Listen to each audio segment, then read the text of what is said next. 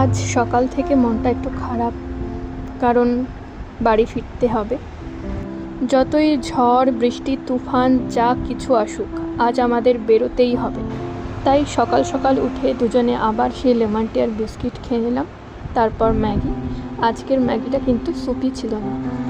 তারপরে এক এক করে ব্যাগগুলোকে প্যাকিং করে নিলাম যাতে বৃষ্টিতে ভিজে না যায়, আর নিজেদেরকেও প্যাকিং করে নিলাম রেনকোট দিয়ে।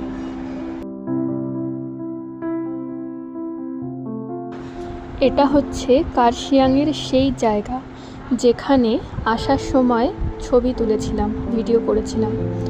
বাইরে স্কুটিটা রেখে ভেতরে এলাম একটু কফি খাওয়ার জন্য। হ্যাঁ, আবার কফি। চারিদিকে চা বাগান, কিচ্ছু দেখা যাচ্ছে না, কন্টিনিউ বৃষ্টি হয়েই চলেছে। আর আমাদের লোয়ার পোর্শন তো পুরোই ভিজে গেছিলো, কারণ রেইনকোটটা আপার লোয়ার একসাথে ছিল না, শুধুমাত্র আপারটাই ছিল। বৃষ্টিতে আধ কাক ভেজা হয়ে এসে এই কফি খাওয়ার একটা অন্যরকম অনুভূতি হলো। কী যে ভালো লাগছিল গরম গরম কফিটা। আর তারপরে এই রাস্তা, একটা মজার ঘটনা শেয়ার করি। দার্জিলিং থেকে কার্শিয়াং অবধি রাস্তা খুব একটা ঢালু নয়, প্রায় সমতল বললেই চলে। কিন্তু কার্শিয়াং থেকে সমতল পর্যন্ত যাওয়া পর্যন্ত রাস্তা কিন্তু বেশ ঢালু। তাই দেখো, আমাদের স্কুটি কিন্তু ইঞ্জিন ছাড়াই চলছে, একাই।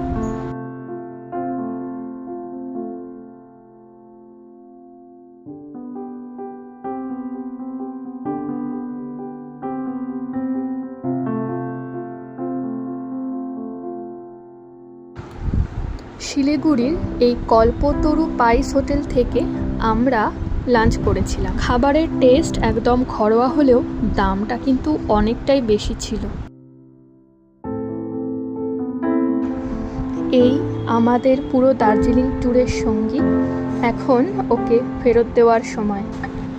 এখানকার কন্ট্যাক্ট নাম্বার তো তোমরা আগের ব্লগেই পেয়ে গেছো, তাই এখন আর প্রোভাইড করছি না।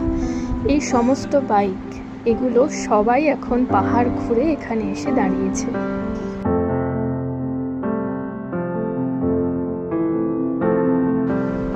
এরপর এখান থেকে টোটো ধরে আমরা নিউ জলপাইগুড়ি স্টেশনে পৌঁছলাম।